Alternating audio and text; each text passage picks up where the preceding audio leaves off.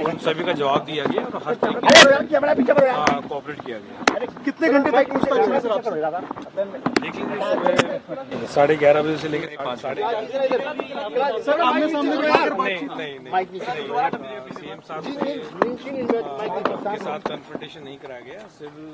सिर्फ जो जितने भी एक्साइज पॉलिसी के रिगार्डिंग जो भी वो उन्होंने पूछे, जिनका मैंने पूरी जो भी मेरे बेस्ट तरीके से सवाल के जवाब मैंने दिए हैं।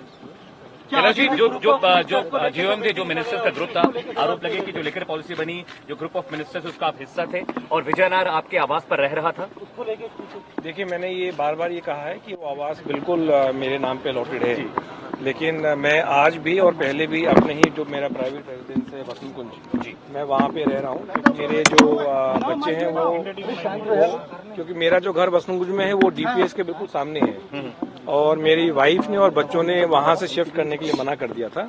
तो इसलिए ना मैं कभी जो सिविल लाइन में जो बंगलो है मेरे नाम पे जो अलॉटेड है ना मैंने कभी वहाँ शिफ्ट किया और ना मैं कभी रहा वहाँ पर। और विजय नायर वहाँ रह रहे थे, ये भी मैंने स्टेटमेंट दिया सीबीआई में जब बुलाया था, तब भी ये स्टेटमेंट था और आज भी मेरा ये स्टेटमेंट था कि विजय नायर वहाँ रह रहे या नहीं रह रहे इसके बारे में मुझे कोई सूचना नहीं थी। ग्रुप ऑफ मिनिस्टर्स की मीटिंग को लेकर क्या सवाल हुए? नहीं, मेरा किसी से क्रॉस क्वेश्चनिंग या आमना सामना नहीं कराया गया। सर, ग्रुप ऑफ मिनिस्टर्स को लेकर क्या सवाल हुए आपसे? नहीं, सवाल क्या थे वो मैं आपसे शेयर नहीं कर सकता क्योंकि वो सारी कॉन्फिडेंशियल प्रोसीडिंग्स सर, ईडी ने क्या बोला, दोबारा बुला सकते हैं क्या, या पूरी ईडी तो किसी को कहीं बुला सकता आप है। पहले समन पर आज आ गए, सीएम साहब 9 समन के बाद आए, तो ये कहते रहे कि इलीगल समन है, इलीगल जांच है। आपको क्या लगता है, आप पहले समन पर हाजिर हुए पूछताछ के लिए? ये सेकंड समन था। पहला समन जो है वो जब असेंबली में बजट सेशन चल रहा था उस टाइम आया था, लगभग मेरे ख्याल से 1 महीना पहले।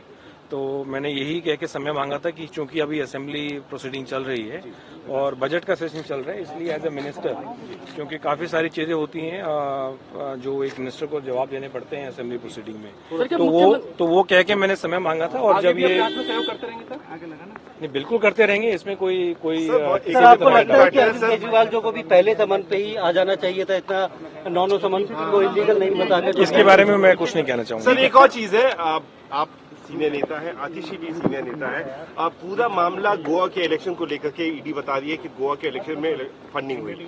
एनडी गुप्ता की जो स्टेटमेंट है उसमें वो बोल रहे हैं या तो पार्टी के नेशनल कन्वीनर जानते थे या तो स्टेट इंचार्ज जानती थी। Do you think Atishi could be the next one who could be called? Because I would not like to comment on this because I have never been part of the campaign as such.